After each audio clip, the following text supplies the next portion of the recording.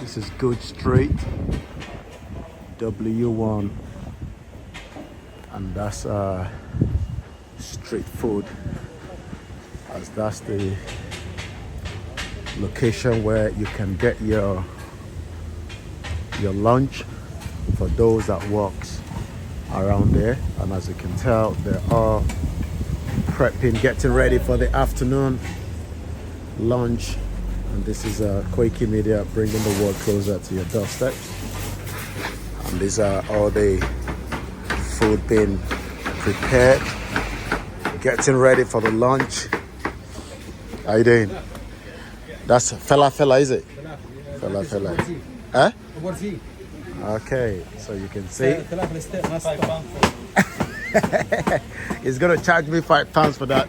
And if you're in GOODGE Street, make sure you come down for your fella. And there's a fresh one getting ready for the lunch.